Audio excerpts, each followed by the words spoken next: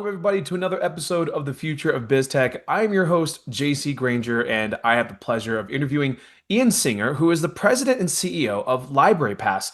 Ian, thank you so much for being on the show. What can you tell the audience about yourself, and what does LibraryPass do? Who do they help out? Thanks, JC. Pleasure to be on the podcast with you. A bit about me. I'm a about 20-year library market experienced executive, having worked in private equity-owned companies along the way as a senior executive in almost every type of unit there is: product, operations, front office, general management, etc. LibraryPass is a company that was actually a successor in interest to a company called Media that created a B2B and a B2C app called Comics Plus and Comics Plus Library Edition. And we took it over and we capitalized in January of 2020, started the company in March of 2020, right before COVID. And really what we offer is a digital reading platform. And our differentiation is that all of the content that we have is available under a unlimited use simultaneous access model, making it very complementary to book clubs, summer reading, teaching environments, and at a very affordable pricing. And so what we're trying to solve is finding students and patrons where they are with content that they're interested in reading, not being told to read, reading engagement after COVID. The summer slump, which was a thing for elementary and middle school students. If you didn't read 3 or 4 books over the summer, your reading aptitude would fall off. Well, since COVID, it's fallen off the cliff. And that is what has gotten us really, not only positively reviewed by industry-leading resources, but the usage and engagement from our leading public and K-12 libraries demonstrates that we are in a very sound niche and really have really interesting growth opportunities. That's awesome. So Library Pass, there's a lot right now that goes on with politics in schools right now, right? Getting the Department of Education, current administration trying to set new rules on what books can and can't be read. How do you guys work into that model? And, do you have direct like contracts with schools, or is it just something that you let them know, like, hey, if you want access to this stuff, it's free, just make an account. Walk me through that because there's just a Sure, lot going on in education in America right now. sure, sure. So first, I'll just start with our model. We license material from publishers, so we pay publisher royalties based on our own formula that we have with them. We have our own DRM to help manage that royalty process. And we are a subscription-based service. So we will charge you one fee that covers the entire year, and you can use it as much as you want. So once you paid your fee, you're good to go. Now, to answer your question, it was twofold. One is with the changes in the current administration's approach to funding. In Q1, which is generally slow for governmental entities, K-12, public, even academic libraries. So when they trial new products, generally, they don't really spend a lot in Q1. This particular Q1 was even slower because libraries that were planning on committing needed to see where things fell through with the administration's plans. And now we're seeing the spending pick back up as that's kind of settled down. Not to get into politics, but me for one, I would love to see all the federal money go straight to the states and let them spend it, because then it would be an easier, faster, less friction because it's another regulatory body that you have to go and contend with at the federal level. That being said, we don't require our terms and conditions of use are online, and if any school district or public library requires an independent contract, we'll work with them on that. That's not an issue. Mhm. Your curation question is a very good one. Curation is also what distinguishes us. We have age-appropriate guidelines and collection development policies that we put online, and we have librarians on staff that literally review and package the content for elementary students, middle, high school. That's often not enough. We also have curation tools that let librarians manage their collections and even restrict the flow of new content that we add on a weekly basis at no extra cost to them until they review the content themselves. That, coupled with the ability to disable categories. For Mhm. example, we have a category called LGBTQIA. We're not making judgments. It's a content category that a lot of our libraries want. LA Public. It gives people the option, right? They can either select yes or they can select no based on either the rules or their preferences if they're like a private school or religious school, something like that. But everyone has the option, yes or no. You just provide the it's just sitting there. Your community, you decide your values of your community. We enable you to throttle however you want.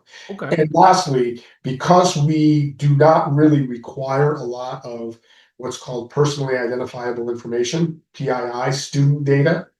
In most instances, we don't require any. In some instances, emails to confirm authentication that a student is a student.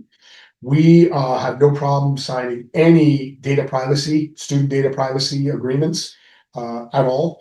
And so as a result, we are what is known as COPA or FERPA. These are Children Online Privacy Protection Act, et cetera.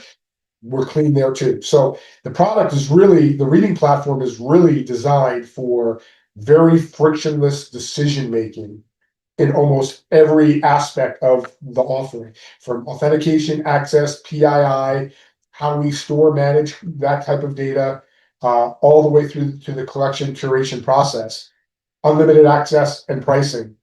It's Okay. what makes us, because we're not selling books, Yeah. selling a corpus that you subscribe to Yeah. every year, unlimited use, simultaneous access. That's awesome. So, what about higher education? Like, I have a daughter in college right now, right? A lot of the reading material she gets is through an iPad that they issued her. I mean, I'm paying for it, right? So, so like, my school gave me an iPad. I'm like, no, Dad bought you an iPad. It just went through the school first. It's part of the tuition. I've got two. I feel your Yeah. pain. So but a lot of the reading material they give them is issued through this. Do you guys work with higher education, universities and whatnot, for not just books, that are like fiction, nonfiction, but educational books? Like, do you guys get into the education realm as far as like what's the term for like a math book or a science book, a Oh yeah, curriculum book? Yeah.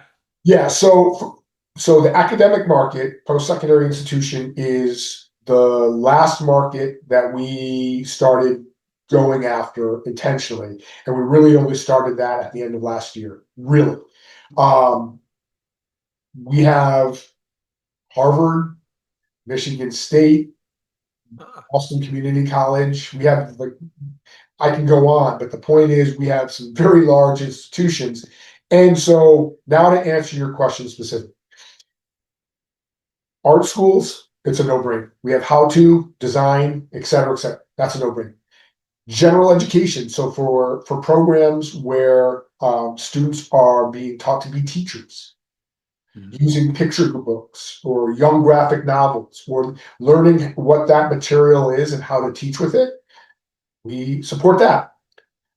We actually do have some lower level historical biographies, historical fiction, like they called us enemy by way of example. There are some titles within the corpus that can align to a history class. Uh, so it- as faculty look at and are presented the product, where there's ever a correlation to a particular, like I said, general education or art, it's a no-brainer because faculty decides really what libraries buy. But beyond that, in the four-year institution, there is a emerging pattern of providing general well-being material as well as using our product to engage the first year student within the library, saying, hey, come to the library. And we have some fun things for you too. And because our product will never have a hold or a weight on any of the materials, it's a good way for them to start learning what digital resources are and how to engage their library if they haven't really had that experience in their high school setting. That does happen. Then there's the 2-year college, which is a whole different Mhm. that's a whole different use case in which the product has even more application because of ESL, right? Because of remedial readers. It's a whole different thing that really, because of the images images to the words and the content, that creates a contextual understanding that makes it easier for students to learn how to read at a higher level than just words. So, do you have different tiers? You said it was subscription based, right? One price per the year, and you get access to the whole thing. Do you have different price points for K-12 versus universities or community colleges? And are you able to give a range right now of what those Yeah, prices are yeah, at yeah. the current Yeah, moment? so in the K-12 market, I'm going to just very quickly just focus on the packages that we offer as opposed to discounts if you have a district buy, et Yeah, cetera. just a general because I mean, hey, who knows when they're going to listen to the podcast? It might change by then, but just as a benchmark. Yeah, so elementary school, we have about 3,400 titles. You're going to pay $895 a year for that. Okay, Middle school, about 10,000 titles. You're going to pay $995 for that. High school, about 14,000 titles. You're going to pay about $1195 for that. That's the K-12 market. sure. The public library market is based on the population service area, right? So, your LA Publix, you're going to be paying at most $22,000, all the way down to maybe $1095 for the smaller library for the full content collection. If you Hmm. only want the children's and young adult library, because you don't want offered, then pricing goes down, and there's a lot of variation there. So I'm not going to go into that. I'm just giving Sure. you the highest price point. So that range, we have 6 tiers in the public library by population service area, and that's how we price it. In the academic post-secondary market, it's based on undergraduate full-time enrollment, and there's 5 tiers based on that enrollment number. And from there, you're paying again, if you want the full content collection, giving you the highest price point, you're paying at a 4-year institution, you're paying at a minimum about $1,200, up to maybe $9,000 for 10,000 FTEs and higher. So a very large institution like Michigan State, which gloms on comics and they're known for it, that's all they're paying. And then the 2-year, it's 50% of that price. And academics can buy the full collection, adult, young adult, teen. Yeah. So Okay. So a lot of carving out. you got something for everyone. So that's Yes. good. Yeah. Um, so let's back up a little bit. Let's talk about what made you even start this company? Like, where did you come from before starting Library Pass, or acquiring, what is that kind of early journey story? Yeah. So for me personally, professionally, I've always monetized information or data. Out of law school, I started a business with my best friend, kind of dating myself, but this was 96. Hmm. And we created the first web-based executive compensation database that extracted executive pay from every publicly traded company's filings. And we ended up selling that to our largest consulting client, Fortune 200 Aon Consulting, a subsidiary of Aon. And so I did that from an entrepreneur, out of law school. I turned down a job, entrepreneur, straight to a Fortune 200. And after some time there, I made a personal decision to be closer to and spend more time at home. I was traveling a lot. And I just had my first son, and I ended up taking a job in the same town. I wanted to be as close to home as possible, and that got me into the library publishing market. Um, there for about 5 years. We took a rather large public company private, and I wasn't going to relocate. I'm from Cleveland. I'm a proud Clevelander, but I was not going to relocate to Ann Arbor, Michigan, with my young family.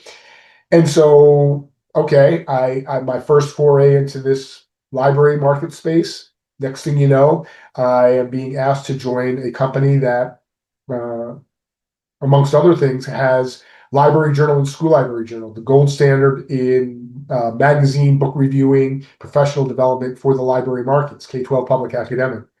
I joined as in-house counsel, corp dev, biz dev, content licensing. 6 months later, I'm the publisher. So Okay. now I'm the publisher with no experience, private equity owned. Sold it twice in 5 years, all organically. Great deals. I really don't want to go into to be respectful to the Yeah. buyers, Yeah. revealing anything there.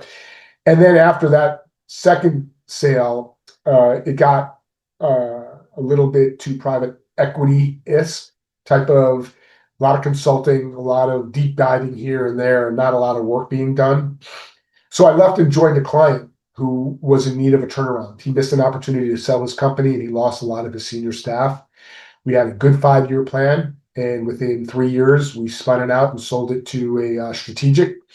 I went there and did not get along at all with that CEO, and he let me go gently after 9 months, and they've had 5 CEOs in 4 years since I left, or 4 CEOs in 5 years since I left. So maybe I should have stayed, but either way, so I found myself looking for a job, and I was looking at a gamification opportunity when I got a call from one of the founders of Comics Plus saying, "Hey, look, we're interested in you. You were brought up to us.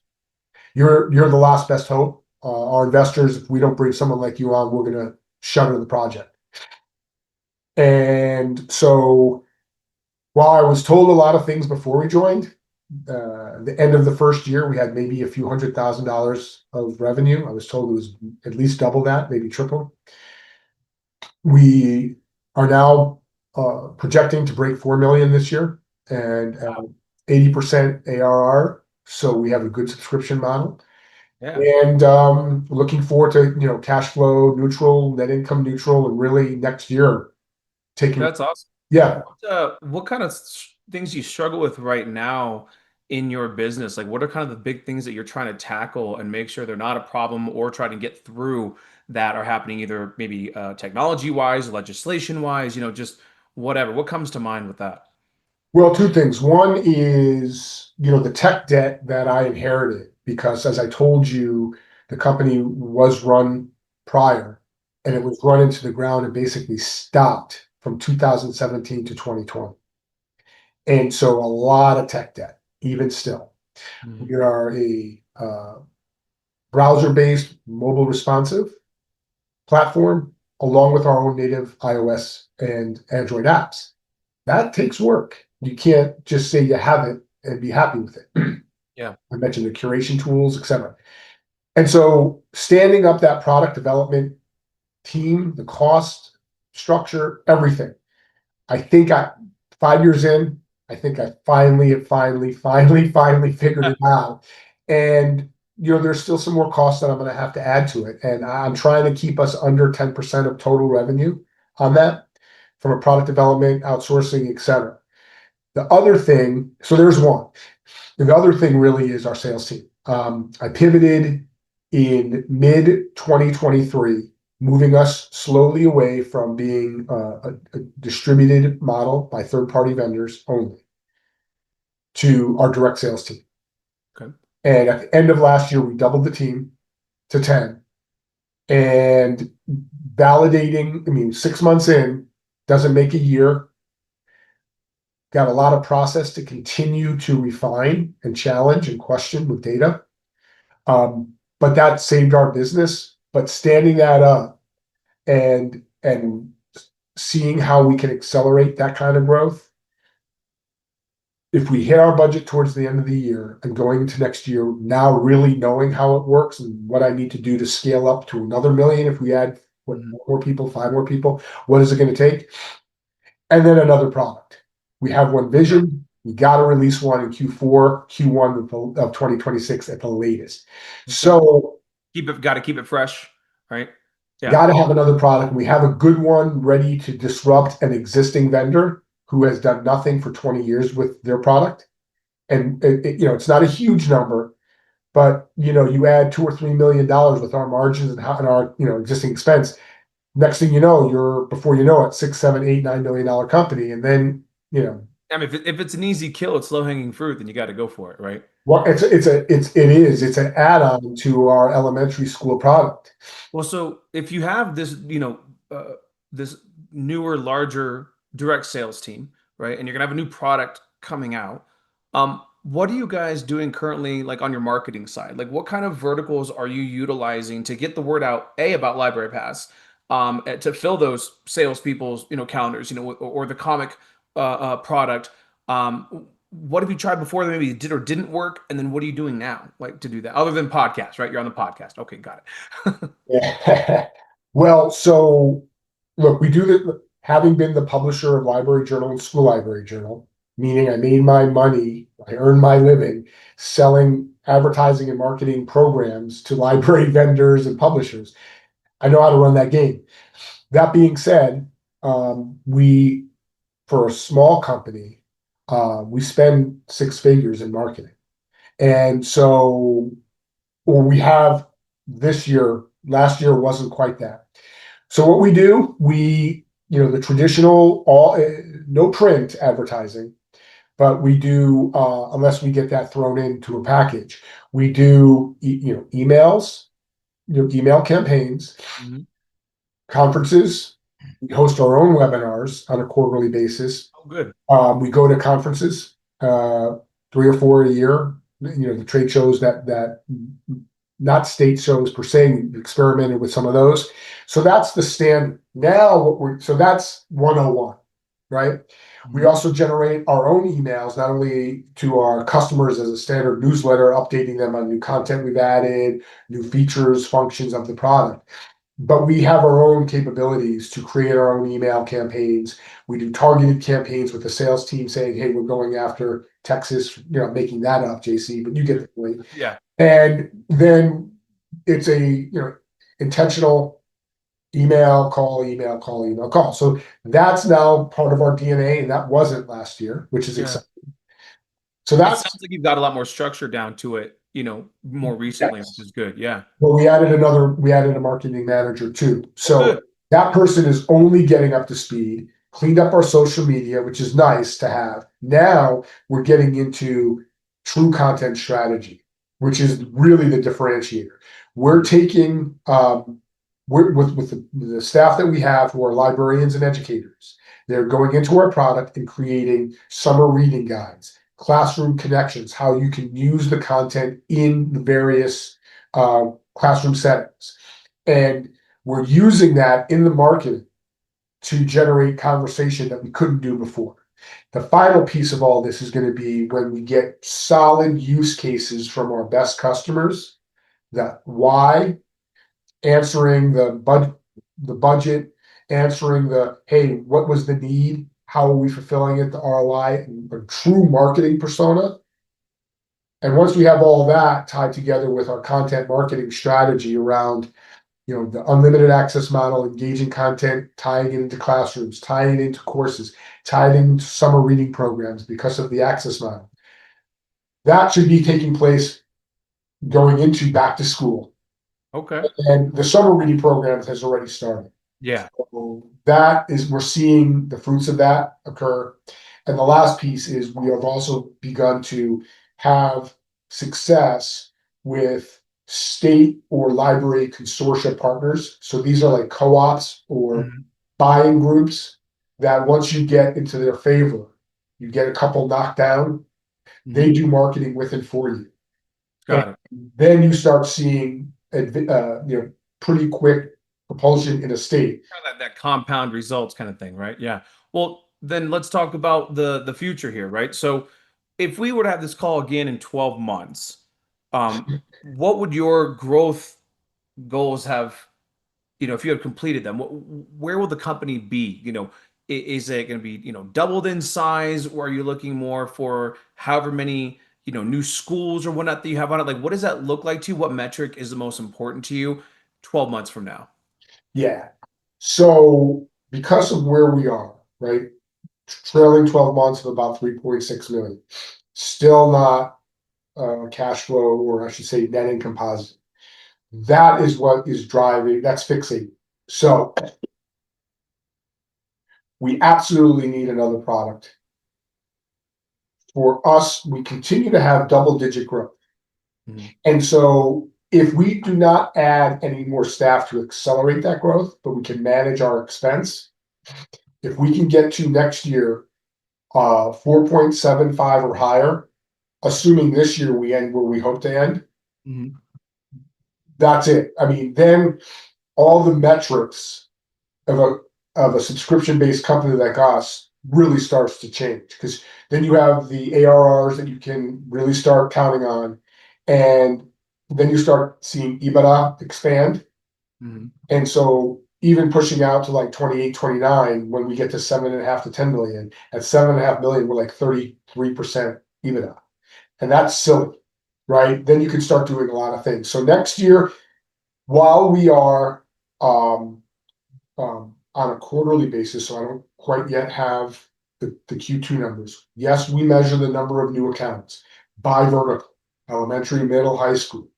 And an account can have a number of buildings. A district could have 200 schools. A public library could have 20 branches. So we try to get as granular as we can, because at the end of the day, to tie that together, our market penetration assumptions, if we can get in the United States alone, because we do have global distribution, we're strong in Australia and New Zealand. If we can get to 10% after churn in the Mhm. K-12 market, 30% in the public library market, and throw in the academic market at 5%, whatever, just that, if that is our total addressable market and we're there, that product alone, one product, 12.5 million. That's amazing. What about the industry itself? Like even just the technology behind it, just like what you guys are doing. There's obviously gonna be competitors. There's new products like you said you either want to acquire or create. Where do you see that going in the next, 2 to 3 years, which is about as far out, I think, as anyone can predict when it comes to tech these days. So Yeah. yeah, So where do you our see? industry, like most, but our industry is a very constantly, rapidly consolidating industry. Whether it's financial buyers from PE themselves Mhm. to strategic buyers. There is one dominant player in the library market with digital content, and that's Overdrive. Okay. Based out of Cleveland, CEO's personal friend, great guy. Without him, we would be a decade behind in ebooks and digital. Oh No, wow. That's a nice shout out to him. I'm sure he'll like that. You should send the episode to him. Steve Potash, he's a great guy. He really is. But his business is so large, he's owned by KKR, he has his own problems, right? And so he sells books, and that's the majority of his business. We don't sell books, right? So I can eat on his margins, Yeah. have a very successful business. And so I say all that because we're already in a preliminary conversation with a potential acquirer. hmm And I'm not even at the threshold numbers I want to be at. Yeah. But if the number's right now and you believe in what they're going to put back in, you got to do it. Yeah. To answer your question, so that's the market conditions from a financial perspective. Consolidation is what I Yeah. I would doubt that if we got to 10 million, we'd be standalone. And it just, but who knows? On the technology side, AI is right. AI. We are Yeah. employing it in our sales function within Sales Loft, which is a cadence tool that we use. Yeah. I've heard of them. They're good. We're using it with our customer engagement team. We're using it with development for QA and concepting how to program and code, but we're not taking AI recommended code and just slopping it in. We will not, because we license our content. It's not our content, it's our publishers. We'll never throw AI on a publisher. We can't do that. We won't do that. Content is what it is. So as folks continue to figure out what AI can and can't be, maybe we use AI to create our own content, and we have a publishing house and we throw that into our product. I don't know. AI is I mean, I'm sure, Jason, you've talked to other folks. That's the X factor. Who knows what Yeah. AI is going to do? Yeah. Relative to general product development, we know what our stack looks like, and we know where we want to get to, and we're making progress towards that. I am one who does not let excellence get in the way of good enough. We can let the customers complain and we'll fix things, but Yeah. Just launch, baby. Just launch. get out there and Yeah. improve on it, because otherwise you're going to just spend so much time, money, and effort getting that last 5%. Yeah. So A lot of people can't stomach building the plane in the air, but it's really the only way if you're going to make it, to be completely honest. I agree. I mean, an MVP is just that, and how you improve that minimally viable product beyond early adopters, which is where we are now. Mhm. We always want to improve, but there's a method to that madness. And I'm not bringing a nuclear weapon to a fly swatting competition. Yeah. I like that. I like that analogy. I mean, listen, Ian, you've been around the block, man. I mean, you've done a lot. right? You had early exits. Congratulations, by the way. You told me in the pre-show that you just got another round of funding. That's awesome. So I mean, you guys are well on your way. You've been around. You've done a lot. What is the best piece of advice that you would give to, maybe a tech exec or an entrepreneur entering either this space or something similar, like just in general? What would you want to impart on them if they were your son or daughter, right? Like, what advice would you give them? That's a really interesting question. So um, I'm going to answer it in a few from a few different angles. First, financial.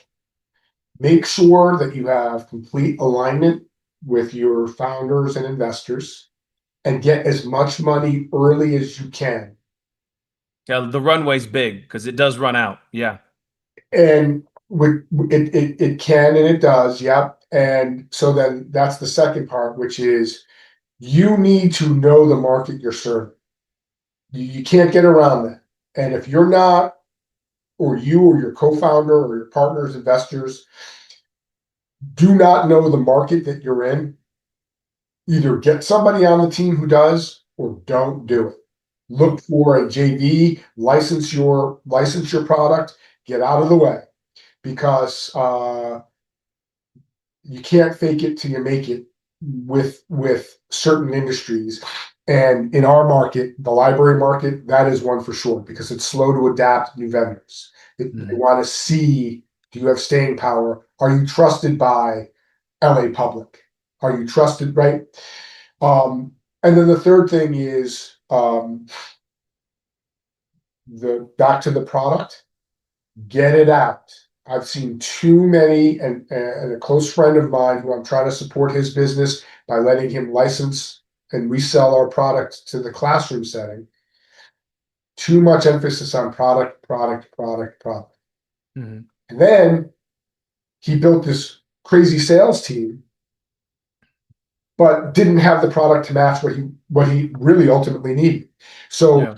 you go out with an MVP, and if you don't have the bandwidth or the capital to build your own sales team, and you have to know the buying patterns, who buys, etc. Find distribution partners, get sales going before Mhm. you build your own team. Prove Yeah. prove your concept out. If you're Yeah, an you got to do it first. You got to dig the ditches if you're going to build the building, right? Otherwise, you won't understand the full picture, right? That's it. And then so look, every business is going to have its own governing dynamics based on a variety of those type of things that the market that they're in, market conditions, their investors, founders, funders. At the end of it all, assuming that you get going, this is the best advice I can give is that you need to make sure that you have the right leadership team with you. And to me, it all starts with integrity. Are these people the people that you want to spend your time with to do something meaningful that they get behind? And do they know what they're doing? Are they people who can hold themselves accountable, continue to learn, make mistakes and learn from them, help you grow the business? Because at the end of the day, right, as you delegate more, um, you have to believe, I think, fundamentally in human capital. And my number one concept is we win together. I live Yeah. it. I believe it. It has nothing to do, well, it has everything to do with me in terms of my number one job, right, is to make sure my team, my leadership team in particular, they have no obstacles or as little obstacles as in their way as possible. That's my job. Yeah. Yeah. And in my Air Force days, the first part of what they would beat into our heads was integrity first, right? It was doing that right thing when no one's looking, kind of thing. And it's funny. I was watching this old movie with Kevin Costner called Draft Day. Do you remember that? Oh, yeah, yeah. Well, I'm from Cleveland. Yeah, exactly, right? Yeah. So yeah, of course that would be a big movie out there, right? And I think they just put it back on Netflix or something. But I watched it. And I remember there was a scene where they were talking about how for the potential draftees, some of these teams would give them a playbook, right? And they'd hide $100 bill on the last page. And so when they come back and interview them, to see if they were going to draft, and they say, okay, well, what did you think about the plays or whatnot? And they're like, oh yeah, it was great, coach, great, great, and they're cool. And they didn't say anything. They just knew that if they didn't mention the $100 bill, that they were lying, right? They were testing for integrity, essentially. And I thought, I don't know if that's a real story that they put into the movie or if it was made up, but I really like the analogy. I like having integrity tests. And it doesn't mean that someone's under a microscope or whatnot, but when you bring up that that's big, I imagine that you just have things that you look for, right, in people. So I really commend you for that. Listen, Ian, if someone listening, especially if they have a product, that could be used for this, or if they are interested in investing, or if it's a school, where can they find you personally? And then where can they find Library Pass? Appreciate that. Well, first, I want to thank you for your service in the Air Force, right? God bless you for that. Um, so you can reach me at ian.singer, singer, at librarypass.com. LibraryPass.com is our website where you can learn more about me, us, and then ultimately through to the product. The product page is comicsplusapp.com. And you can also find me on LinkedIn. So that's it. That's awesome. And listen, for everyone else listening right now, if you liked the episode, give it a 5-star rating, like it, share it, because that is how tech nerds like you and I can find cool podcasts like this one.